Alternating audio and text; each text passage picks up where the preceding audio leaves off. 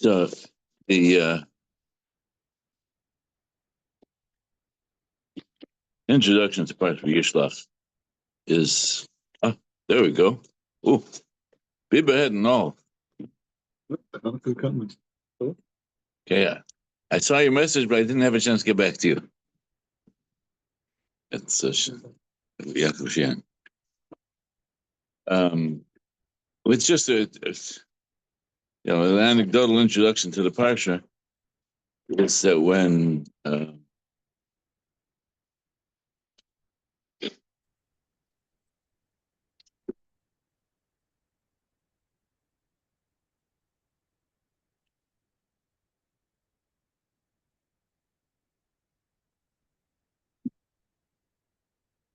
Menachem Begin was leaving to come to America to negotiate with Carter. He went to Rav Shach and asked him how's she prepared for dealing with Carter. He said, "Parshas Vayishlach." He came to the United States. He went to the Lubavitch Rebbe, and he asked the Lubavitch Rebbe how she prepared for dealing with Carter. He said, "Parshas Vayishlach." Because Vayishlach becomes the mal. Shalom Shlomo. Shalom Kilo. Parshas Vayishlach is the model for all future doros on how to deal with Esav. And therefore, when we learn Parshas Vayishlach, we have to realize we're talking about something that is for the doros in both negative and positive. Because every single one of the statements that Yaakov gives in this parsha with the tefillos is both. He said the Chazal Rashi says he prepared himself for Doron to give a gift, tefillah, for daven, and Muhammad. You have to be ready. You have to be ready in order to do that. You have to be ready for all three. And I was at the Shiur of David Cohen, he said, you could say this represents the three great eras in Klal Yisrael. When dealing with the Romans, you bribed them. Right? That's the way we dealt with them. You gave them Daron, you gave them a lot. You gave Rome a lot, and we sent many gifts. Famous story with Nochem Ish Gamzu. Nochem Ish Gamzu, when he went to Rome, he took along a chest full of jewels and gold, and they stopped at an inn, and the Baal of Sanya found out that he was carrying the delegation was carrying a big chest of gold to bribe them, and he went there in the middle of the night. He emptied it out and filled it with the dirt from his backyard. Then he came to Rome, they opened it up, full of dirt. So they said, you see, Jews are making fun of you. So Eliyahu Navi, the Gemara said that Eliyahu Navi went and pretended that's one of the ministers, and told us, maybe this is the dirt that Avraham Avinu used in the battle with the Arba Malachim. So they said, let's try it. So there was a boy, they went and took this dirt, and they threw it, and it became spears and arrows, and they said, very good. So he sent them back with tremendous amount of jewels. He went back honors that they had brought such a valuable gift. They came back to the same Aksanya, and he said, "What happened?" He told him, "We found it. They were full of dirt, and there was the dirt that Avraham Avinu used against the Arba Malachim." So he said, very good. So he's going to do the same thing. He filled up a chest full of dirt from his backyard and went there. They threw it, and nothing happened. And he ended up in the dirt pile of history. So how to deal? So therefore, with the Romans, we dealt with Doron, with gifts. When in the last period of Klal Yisrael, with all of the difficulties and that Klal Yisrael have gone through, we were davening. Right? Hashem should save Klal Yisrael, and now we're in the Milchama, and the Milchama is awesome, right? You see, it's Hashem's Milchama. There's no way else to describe what has happened in this last year, other than Hashem has given Klal Yisrael the success of Mulchama. First, we had to fight it, and then we see that Kodesh Baruch Hu is guiding us in ways that are far beyond when anything we could have ever imagined. And that's because Yaakov Avinu prepared us for these three stages. So therefore, we understand that if we're careful, we learn Vayishlach, we have keys to understand what we are facing in the Ikkus of the Mashiach. He sends Malachim, and as we talked in last week's parsha, we found these Malachim were the Malachim with which had accompanied Yaakov towards Eretz Yisrael. And there were two groups. The Malachim of Eretz Yisrael came to greet Yaakov, even though he was not yet in Eretz Yisrael. And the Malach, so Yaakov said, the Malachim, the Rechusar is, wait, don't leave yet. I need you. But they couldn't go to Eretz Yisrael. What? They could. The Malachim couldn't go to Except for the I'll say they did. Yaakov saw them. The Malachim of Eretz Yisrael came. So since tonight is Avish's Yotzeit, the Basayin's Yotzeit, the famous story. The Avich had for years had been yearning to go to Eretz Yisrael, and he finally did everything. Couldn't, even though he was fairly well on age. He wanted to go to Eretz Yisrael, and he prepared, and finally he was on the trip, already on the trip, and he passed Shetamer. Around Shetamer, the Talmud of the Ma'ariv was there. He was very sick, and he went to Bimvaka Chola. It was Faber. And Baron told him, he says, you're on your trip to Eretz Yisrael, you've been wanting to go to Eretz Yisrael for such a long time. We're told that the waters of Eretz Yisrael are refuah. So I want you to take a drink of water, a cup of water, put it in your mouth, spit it out, and you'll give me, because it'll be the water from Eretz Yisrael. Your cheshik to go to Eretz Yisrael so strong that the water will always be considered Eretz Yisrael water. He did it, and Baron became healthy. Recuperated from the illness. Quoted from Yoyer Weinstock Sefer. But the average just right. So now he went to Eretz Yisrael, and he became the icon of Eretz Yisrael. People said the tefillos and the mukim and the nisim that took place with the Basayin and Eretz Yisrael were awesome. He saved his whole kehillah from the earthquake. He told them, come stand on one side of the shul, in the middle of the earthquake, and they all stood with him, and the earthquake, the other half of the shul toppled over. Yeah. And they rebuilt it. It was there to show where the crack is. Yeah. So the Basayin, they said this yearning to be in Eretz Yisrael was so great. Yaakov Avinu was yearning to be in Eretz Yisrael so great. Because HaKadosh Baruch Hu told him, it's time for you to go. I've given you a tremendous bracha. And the Ramban says that the bracha that Yaakov Avinu came with Tzayin, Ubaka, Avodim, was impossible, because Yaakov Avinu didn't make a penny for the first 14 years that he was there by the Beis Lavan. It was only the last 6 years that he took away the sheep, and all of a sudden Yaakov became enormously wealthy. He became with what he sent, just what he sent away to Esav as a gift. It was 170, 180 different animals, gifts. Where did you get all this? Is because the Kodesh Baruch Hu said, "Yeah, if it's time to go to Eretz Yisrael, you don't have nothing to worry about. You will have everything that you possibly need." So then the kasha is, if Yaakov had the haftach from Kodesh Baruch Hu, the deal with as he made a deal with Hashem before he left the Beis Lavan. If you bring me back to the base of my father's house, I will give Meiser. And that's itself was the question where we give Meiser, the Rebbeinu Shalom needs your Meiser. He says, no, the Rebbeinu Shalom says with Meiser is the only mitzvah you're allowed to make a deal with Hashem.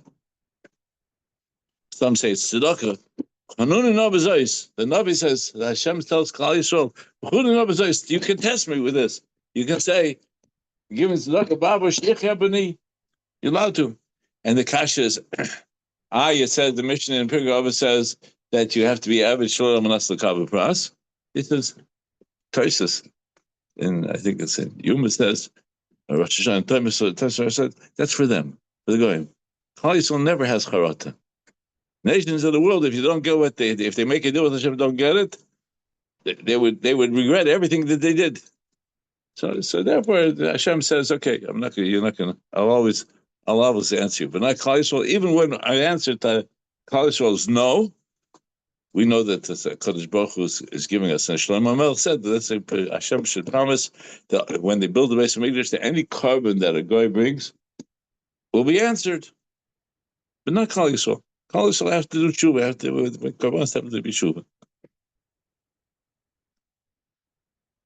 So here Yaakov had made a deal with HaKadosh Baruch Hu, and now he's coming back with this Maltonis, this wealth that Hashem sent him the last few years that he was there, and Yaakov is afraid. He's sending Esau a gift, and Chazal tell us that it's not so partial, because he said, Pasuk K, second Pasuk, he said, tell them, so to my master Esau. So Chazal tells us that there was a time on Yaakov. Why did he call Esau Adoni, my master? And because of that, and later on he bows down 7 times, that's why there would be, that's the power of the kings of Esau, would always have over Klal Yisrael, because Yaakov bowed down to Esau. Yaakov's bitachon, after everything that had happened, should have been great enough, and therefore it was according to Chazal. Everybody talks about it, that it was a time on Yaakov. He subjugated himself just like he did. He was afraid to go up on the Sulam. The Medrash says that Yaakov said that Hashem told Yaakov, he saw us. So Hashem told Yaakov, go up on the ladder, right? And Yaakov said, I'm afraid that my affairs will get in the way. Hashem said, if you had gone up, then you would have been able to conquer all the malachim of all the nations that were going up and down. You would have been able to conquer them.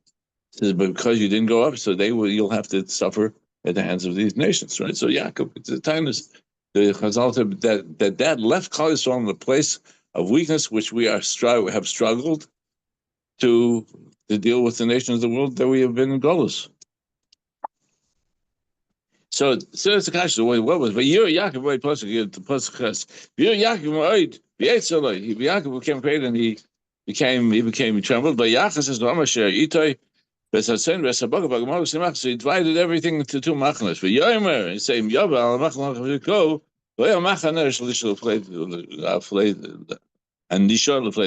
at least half will be able to run away. Yaakov was not. It says Chazal.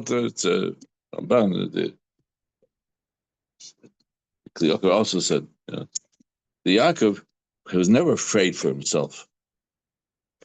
Yaakov wasn't afraid that he would. He already had his agreement that HaKadosh Baruch Hashem could protect him, but he didn't know if he had enough schusim to protect everybody that was with him. Yeah, maybe they would not have the schusim. Okay, but nevertheless, but Yaakov hey Avi Avram Avi Yitzchak Hashem said, go back. I'm going to be good to you. Pasuk Yud Aleph. In this, the numbering of the psukim is interesting. It's not. It was done by a non-Jewish source. It is the source of the Galach, right?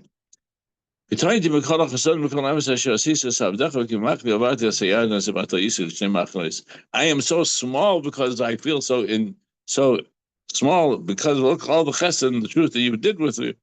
I went over the island just with my staff. I was empty-handed.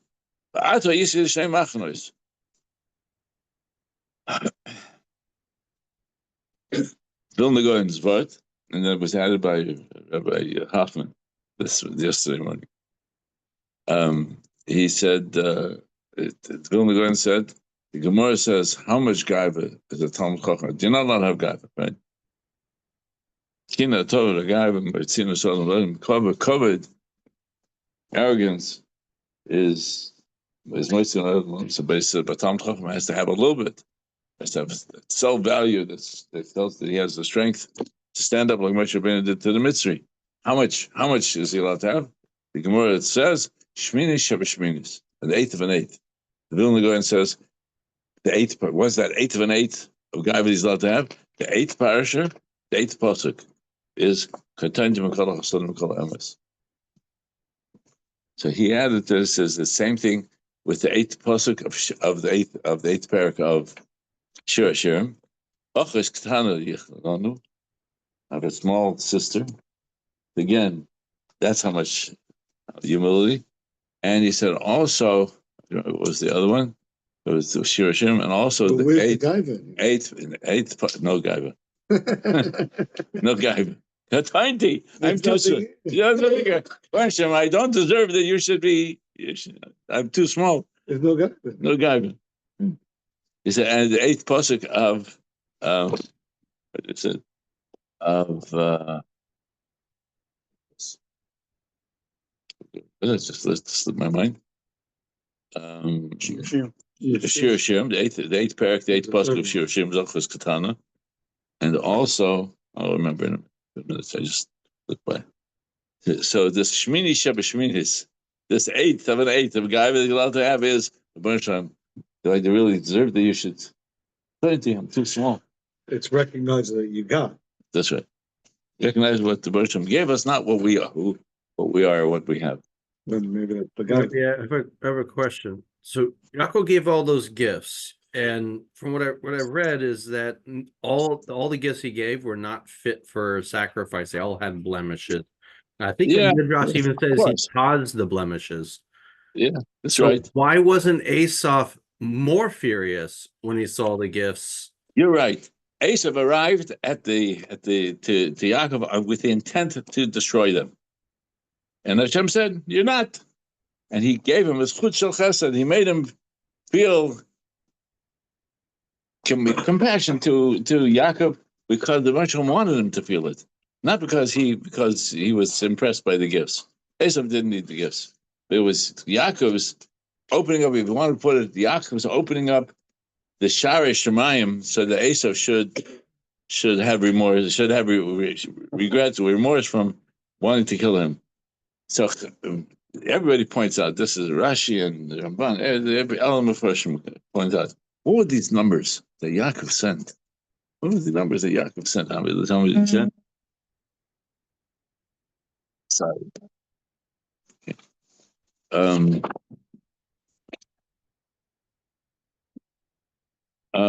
The next is we have to get to it. The beginning of Shani, he sent 200 goats and 300 goats, 300 rams, and 200 sheep, and Elam are what's the male sheep? Ram, right? 20 and 30 gemalim that were nursing the little baby camels, 40 cows, so nice. So Chazal tell us Yaakov is cheshbon over here, and there one place I found that they found the Rashi says he doesn't know the cheshbon, how it gets to it, but these are the measures that Yaakov got, and Chazal the Gemara tells us that this is how we know the mitzvah sa'ina. How there are different professions, how often they have to be with their wives. Right, so a person who's sitting all the time with the wife, it's twice a week, and once a week, and once a month, and every 30 days, and 33 months, and 6 months. This is all hidden in the numbers that Yaakov sent to Esav. So one of the Mefarshim, the kind of actually calculates it,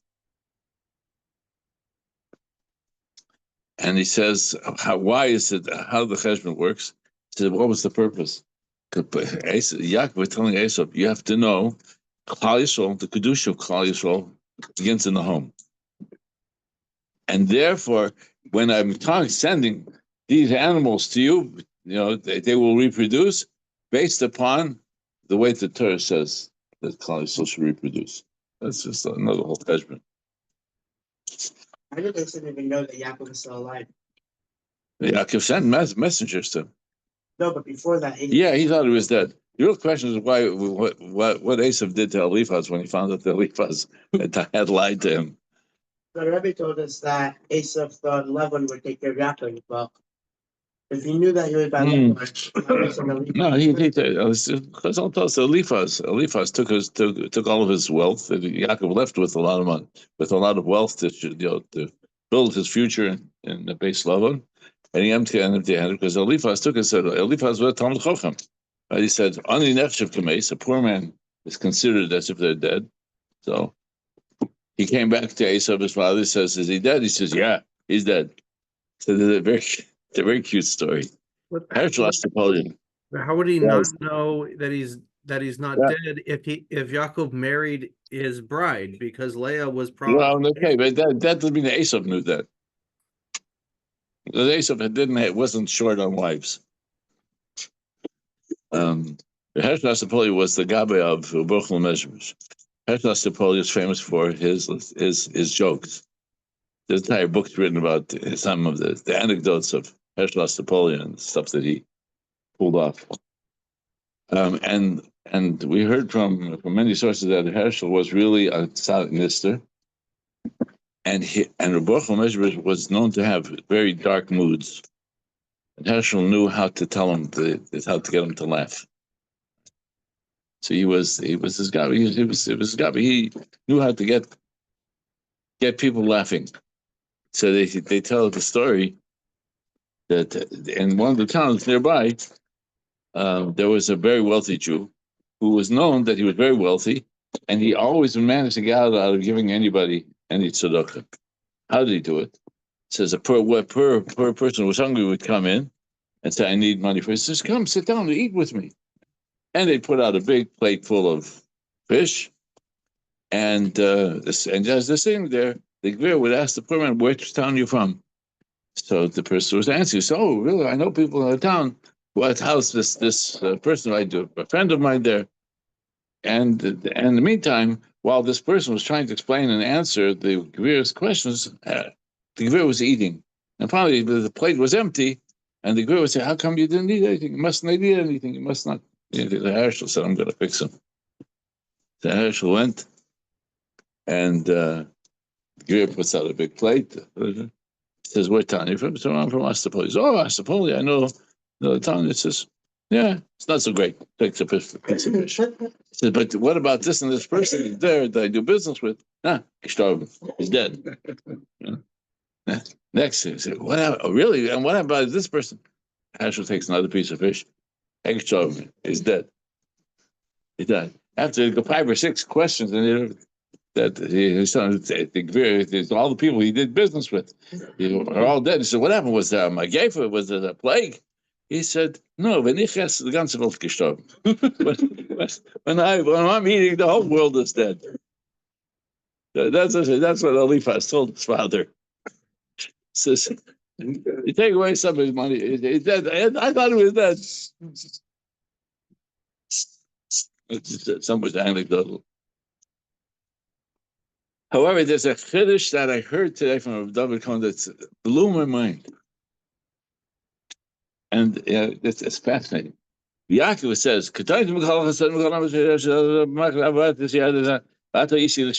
right now I'm divided into 2 camps. Hashem, how do you translate that? Save me from my brother. What's Hatzileni no? Please save me. Right? On the hand of my brother and my hand of Esau. He says, if you take, here, this is the way, this is what David told me. He says, let me ask you a question. You daven all the time. How? Ana Hashem Hoshia no. Translate it. What's the invitation? Ana Hashem Hoshia no. We said please before. Ana, please. No, not in America. Please. Is that what we're saying? He says, no, it's a mistake. It's a mistake. No, in every case in Tanakh, you find no, it means now. Something in fact says they say that in German, how do you say now? How do you say no? No. That the word now comes from no. Hatzileni no. Hashem, save me now. Miyaduchem yad Esav. Ono Hashem, Hoshia, now. That's he says that's Ivertach. Said I was sitting there with my mouth probably wide open. Close. Oh no, Hashem, Shiur. Now, we're asking a Kodesh to save us. Now, so I pointed out that the Ariya Kodesh says, "Ono" represents Eliyahu, Nadav, and Avihu. Because what was the chait of Nadav and Avihu? Now's the time to bring Eish on the Mizbeach.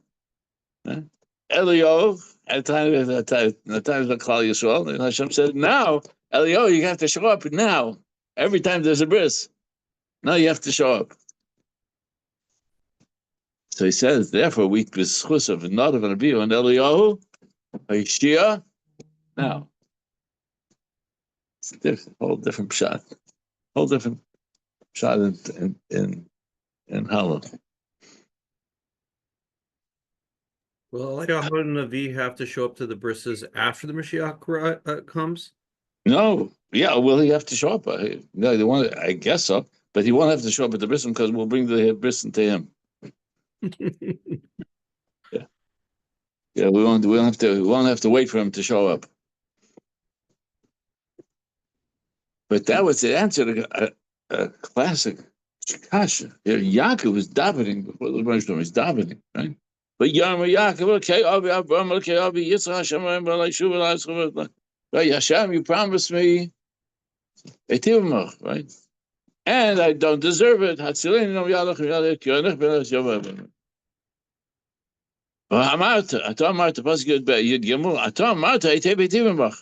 You said that you will be good to me. You can't kill my children. You promised me that my children will be like the sand of the ocean. So why is Yaakov, scared and davening out now if he was already He's more than scared, he's doubting. He's doubting. Right. Why? Why? Because Yaakov was Again, afraid. He said, Shema Yigre Machet. Yaakov was He knew afraid. that he was okay. Yaakov was this, I think, I don't remember who was it. So he promised that He his said children that Yaakov felt that that because he had been dishonest with Lavan, that maybe he didn't deserve all the good that he had gotten. Because he manipulated Lavan. Yeah. At the end, it's interesting whatever- shot. Maybe which chait that he had outdone Lavan's Ramos with his own trickery, his own. He outsmarted him. Yeah, he outsmarted himself, but that left Yaakov. That maybe I did something that I shouldn't have done. Maybe I had greater betachon. I should have told Lavan. Hashem told me to leave. We're going to leave, and Lavan said, "I will send you away with drums in it and flutes." Up, maybe the cows would came out. Yeah. They were supposed to. Yeah. So again, that little moment of weakness, I saw this written at the hospital. Faith is not knowing that God can. Trust is that God will help.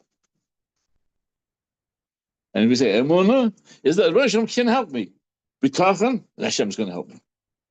Very good. I thought said shtickle there on the hospital wall. Yeah, that's pretty good. Yeah. I see you can learn something wherever you go. A big part of the executive staff are Jews. But then, where's Hashem's answer?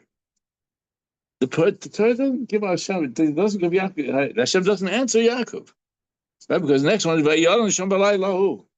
He went to sleep that night. And I have a kasha, and I have not found neither in the Mefarshim or the Chumash nor in the Midrashim that I look for. Why doesn't somebody ask Vayishlach Shem b'layla that Yaakov went to sleep that night? Why did Yaakov was here? Esav is coming with 400 generals, according to one of the Mefarshim. Not just 400 soldiers, but 400 generals, right? Chieftains. Chieftains, right? Vayishlach Shem goes to sleep. He was davening to the Rebbe Shalom. He's like, you should take in chatzos, God safer tell him. Tanach, tikkun shleil shmuz. Yaakov went to sleep. I didn't find anybody to ask that question. This is bothering me all day. Didn't we have a king do that and the whole Assyria army died? Yes. Okay, but that comes from here, right? But not only that, if you take a look back to the beginning of the previous parsha, when Yaakov gets to Beisel, right? Vayishlach Shem, he went to sleep there. And they had the dream. Nobody compares them. But Yolan Sham, this is Yolan Sham. And over there, he put rocks around his head to protect him. To protect himself. And then he had the Chol. So my katointi, if it's my smallness, I said, it's because Yaakov knows that the answer that he's going to get from HaKadosh Baruch Hu comes in his sleep. Just like he saw Malach Elokim Olam B'Yodin Boy. He dreamt. So Yaakov said, okay, I daven. Now I know that in order to get the answer. At this point, Yaakov's in Eretz Yisrael. No. So how could he have Nevuah? Because Bernstam gives Nevuah. I thought Nevuah was only in Eretz Yisrael. Yeah, okay, but Yaakov, when you go to sleep, your neshama goes up, right? So he could. So it brings it raises in my mind. This is a whole section of Derech Hashem. The Ramchal in Derech Hashem talks about Nevuah. He talks about Nevuah first to understand what happens what's the purpose of sleep. What's the purpose? Why do we need to sleep? We need to refresh our energy. So, but the purpose is that our neshama should be able to go and believe, detach itself somewhat from the body, and come be able to see all that the neshama needs to see for the next day, or even for the future. And that's the source of dreams. A Navi, this is what he takes it, a Navi learns how to put himself into that state where his neshama leaves his body up to the point he can have the total clarity of Nevuah. Even when he's awake. Navi doesn't even when he's awake. Only Moshe got Nevuah when he was awake. Oh, okay. Right. All the rest of the Nevi'im got their Nevuah when in their sleep. So it's just that's how trained they were called Bnei Nevi'im, the Talmidim who were learning to be Nevi'im. They were Talmidim of a master Navi, and the master Navi could see what they saw and tell them what they didn't see. And then out of the Madrega. So one of the stories about the Abacha, about the Basayin, is that what motivated the Basayin to yearn to be in Eretz Yisrael. He was in Eretz Yisrael. He was planning to go to Eretz Yisrael, and a Mashullah from Eretz Yisrael came to Average and told him, he says, "You want to go to Eretz Yisrael? You can't imagine how beautiful Eretz Yisrael. Eretz Yisrael is the Koisel. Every Eretz Yisrael is Eretz Yisrael, the Meres, Achpela, Keba, Rochel. Says on Eretz Yisrael, the stones are gems. The stones are holy." So I have to go. Okay. Came to Eretz Yisrael and he met the Mashulch, and it says, I agree, Koisel, Keba, Rochel, Meres, Achpela, but I don't see that the stones are jewels, right? The stones are kodesh. So he says, not everybody's there to see it. So Havich went and locked himself away, according to the story, for a year. Until he got to Madrega, he said, now I can see. He fasted and davened for a year. So you can see that the stones of Eretz Yisrael are kodesh, are jewels.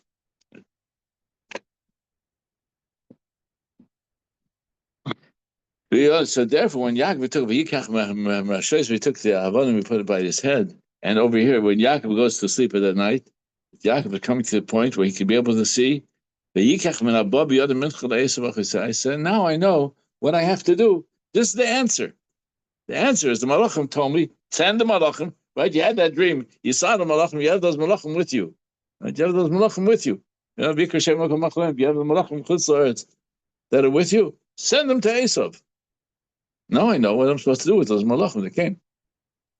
And the Targum Anderson says that when Yaakov saw the malachim, who were those malachim? So the Medrash says there were four nations. Now the Medrash says those from malachim. It's Targum Anderson says those malachim were the malachim who Hashem sent to destroy Sodom. And when they came to Lot, they said, "Take your wife and your children and leave." Yeah, let's see the Lashon.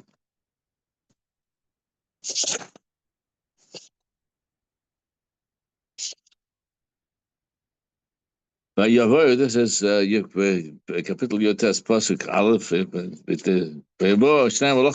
came to Erev, they came to Sodom. So they told him,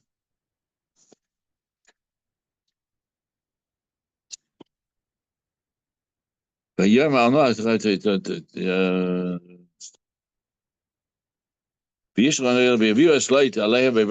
they pulled the light back in and they closed it. Then they told him, who else do you have here? We are going to destroy this place. They said, you? Malachim are not going to destroy it. It's Hashem. Because they said, we are the ones that are going to destroy it. So those Malachim were not allowed back into Shemayim until Yaakov came back there to Israel. It was Michal and Gabriel who had been in Golus from the Shemayim because they said, because we're going to destroy. They should have said, Hashem. That's them. We, Malachim, we have the Koyach. They were Shluchim of Hashem. They should have said, Hashem has sent us.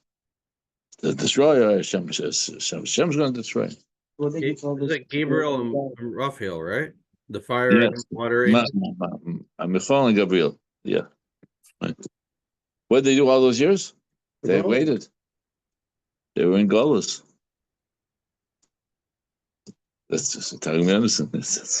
Also, I thought a Malach it's only doing one job, and then he's done. No, except for that, that's the kasha that everybody asks on that parsha. Was it like 35 years? That they were in Golus, yeah. It says that a Malach only has one shlichus. One shlichus was to save, to give Avram a bracha and to save Sodom. Same bracha. Right. Same shlichus. Same shlichus. If they need to save life from Sodom, then how could they be the shliach for Yaakov? Hashem said, okay, now that Yaakov's coming back, we know you can go and greet Yaakov. So my question is angels are like animals. They can only do what they're programmed to do. They don't have a free will of their own. It's a great question. I suggest you get to spend time learning Derech Hashem. He describes Malachim have some sort, have a shlichus, which includes embodied within them that they have to do what they're supposed to do. Gabriel was punished for it, etc. So the Malachim don't have bechira, but they're capable of managing the shlichus. Why would dividing the camp help? Hashem's going to come kill the first camp and then move on to the next. No, that camp can run. Yeah, that's what he said. Yeah. I'm not going to initially with They didn't have a plane. They didn't separate. basically sending the Shrachas into that. No, as he felt, again, there's so many pieces of the Midrashim here. The Yaakov divided the camp between it'd be Rachel and Leah and the Shifras, and he had kind of said even if it's half, at least Rachel and Leah, that their children would be saved because of their schlusim. He wasn't sure if Bill and Zilpah and their children would be saved. It's good kashas, but that's the answers we're given. So therefore, when Vayonashim Balayla Hahu, again, Balayla Hahu is a classic phrase, right? Balayla Nadadosh Nasa Melech, right? When it says Balayla Hahu, it usually means is every time it says Balayla Hahu, there's Rosh Hashanah. It means Rosh Hashanah, right? Rosh Hashanah. It's Rosh Hashanah. I thought Hayom was Rosh Hashanah. Hayom also means Rosh Hashanah. Balayla Hahu. Anyway, but nobody points it out here. That's okay. So I just take it. Okay, I think that's what it means. But Yonah that he slept there because he knew that these malachim now would be able to have a purpose. Sleeping on Rosh Hashanah, right? There's like a certain. Yeah, there were people who didn't go to sleep on. Definitely not Yom Kippur. There were people that. That's not at night. People stayed up all Rosh Hashanah, stayed up all Yom Kippur. Was that the same night that the Tsar Shalesav attacked him? Yes, the same night. That's what the Laila Hud says. Same night, the battle with battle with, and as he sent Malachim, so Malachim, there was no time lapse. They took all the animals and they showed up. That's immediately to Esav. Esav says, "I'm coming with my soldiers, and the Malachim immediately came back to Yaakov.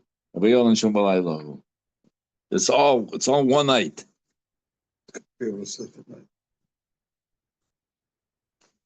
So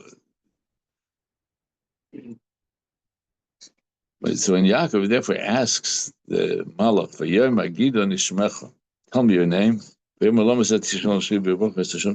why are you asking for my name? So the famous Chassidish word that says, Vayomer, Vayishlach Yaakov Vayomer Agid Noshmech, this pasuk Lamed. Tell me your name. Vayomer, he said, what is the Yetzer Hara? What's the Yetzer Hara's trick? What's the way he gets us? Makes us doubt, right? Vayomer is right pasuk Lamed. Vayomer Lama Zeshmi. When you ask, if you ask yourself, why is this happening to me? That's the Yetzer Hara. Lama Zeshmi. The Lama, when a person walks in the Lama, why are you doing this to me? Why do I deserve this? That's the Yetzer Hara talking to you. It's a beautiful Chassidish word. That's a classic readjusting of a pasuk. Lama should not exist in your vocabulary. That's right. Lama should not exist in your vocabulary. If it is, then you know that Tashal Esav is playing games with us. Again, Bitachon is, that Hashem will help. But it's also a very interesting word because there is no word in Lashon Kodesh that matches faith. Faith is blind trust, blind faith. There is no word in Lashon Kodesh. We have Emunah, which is emes. You have to verify, and bitachon and trust. Yeah, b'teach. Trust Hashem. Hashem's going to help us. So we with that whole definition of blind faith does not exist in Torah. Trust is more like knowing for sure, kind of like trust is more like. Trust is knowing Hashem's helping us. How you don't see it? Okay, you guys bitachon. You know that Hashem's helping you. You just don't see it. You don't see how Hashem's helping you. So as you get older and look back, you can see that. Yeah, when you look, hindsight is great. You get to see 2020. That's the real thing. It's real. So that's one of the first when Moshe Rabbeinu asks Hashem.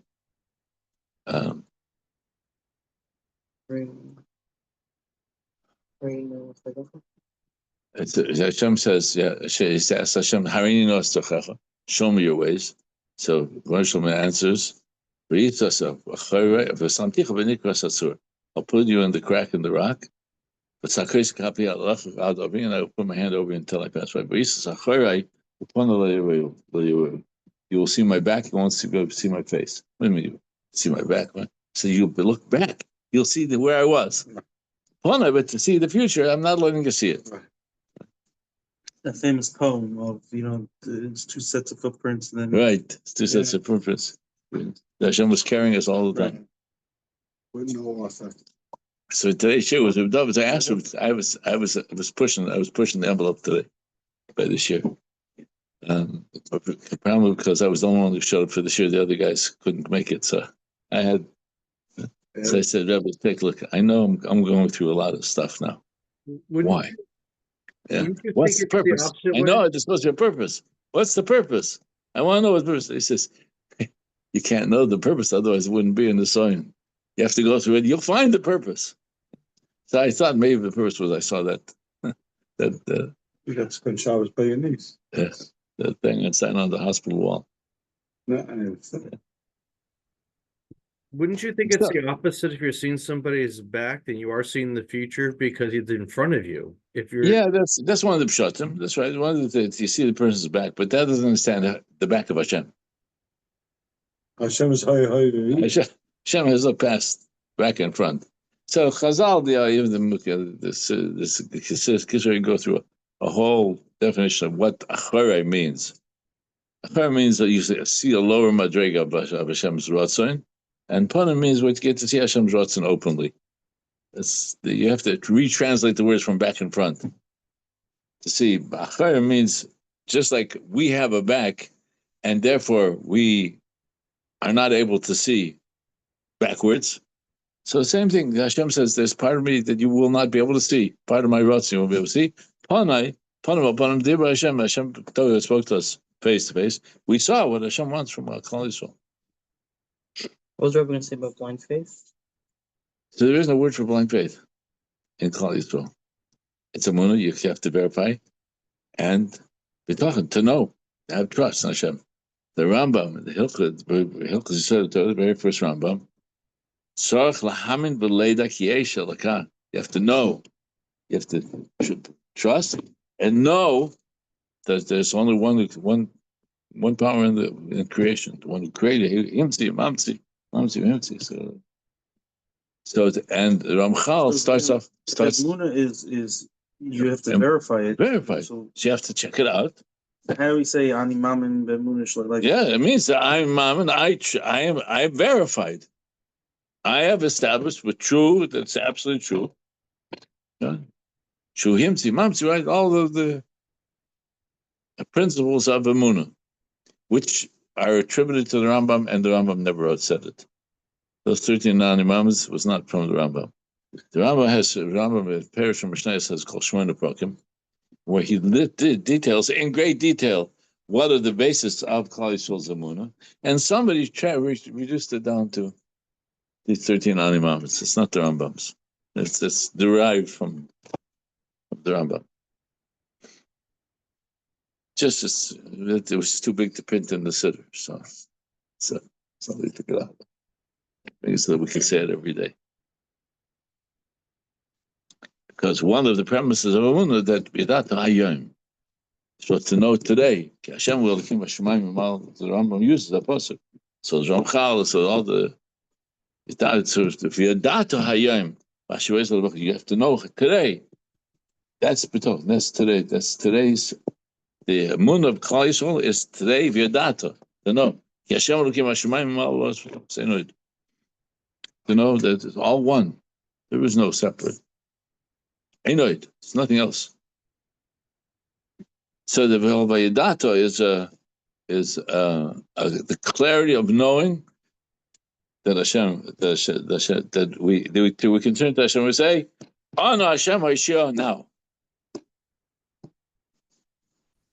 And if you ask any Yaki how to pronounce that pasuk, he would say, "Oh no, Hashem, Hashem, no." That's probably where it came from. Old time Yakis. Huh? Only the old time Yakis. Only the old time Yakis. Yeah. I have one of those in the queue. I had the pleasure of hearing some old time Yakis dub. It was always interesting because it's such a different. Yeah. Pronunciation. But they claim that they have the original. We're the ones who got it. Rome. Huh? Yeah. I mean, Rome claims they have the most original. So the Yemenites. Haman would probably have the closest to the correct pronunciation. Maybe how did the Sfardim have a different pair? Huh?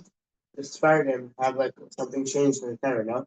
No. No. The No. Sfardim, the Yemenites. Probably the writing itself is There's like one letter that's changed. No, there's about 6 letters that change between the Friday Sefer Torah and our Sefer Torah, and those are Mula and Choser. If there's a is above, but there shouldn't be above. So that's we mention every extra letter. the or letters missing themselves letter, are no? written differently, no? What? The letters themselves are written Yeah. differently. Like a chesed. No, that's just a shape. That's a Masorah. Instead of It's just a Different Masorah, different Ksav. Different what was called Ksav Ashuris and how it was transmitted. However, the words themselves and pronunciations have never changed. Because we know that there's Mola Chaser, there's not 600, we say 600,000 letters in Torah. If you count the letters that we have in our Sefer Torah, some 250 some odd letters. The difference is all the Mola Chaser. Every chirik should have a yud after it. Every chadum should have a vav. We don't write them because that's part of the doctrine of Torah Shabbat Peh. But if you count all those Mola Chaser and all the different, you have close to 600,000. Yaakov Shem Mokim Peniel, Kirisa Shem Panim Panim Tinotz Nafshi. The change between Peniel, the face of Hashem, and Penuel, look for the face of Hashem. It's the difference between Yaakov at the moment that he saw the Ratzon of Hashem. He left the God. He conquered this B'sar Shel Esav. V'yikra Shem HaMakorim Hashem HaMakorim Peniel. I see the face of Hashem. After he left, Kasher Avar as Penuel. Now you can go look for what Hashem wants you to do. So there he was limping, and therefore they would get cholesterol. This is Gidon Hashem. So these are a combination of thoughts that tell us that if we know how to read this parsha the right way, we will know how to have enough emunah b'tochon, not to be afraid of what's happening in the world around us, but to open our eyes to see Yad Hashem. That we just open our eyes just a little bit, we see the Yad Hashem openly. You're going to say, what about all the carbonos that college have given? Says that was already determined Rosh Hashanah, not when they stood in battle. We always said it on Rosh Hashanah. What the cheshbon is, Mishom's cheshbon. We are able to see Rebbeinu Shem Chayim, we see the Gula Korban. We have a minyan. Yes.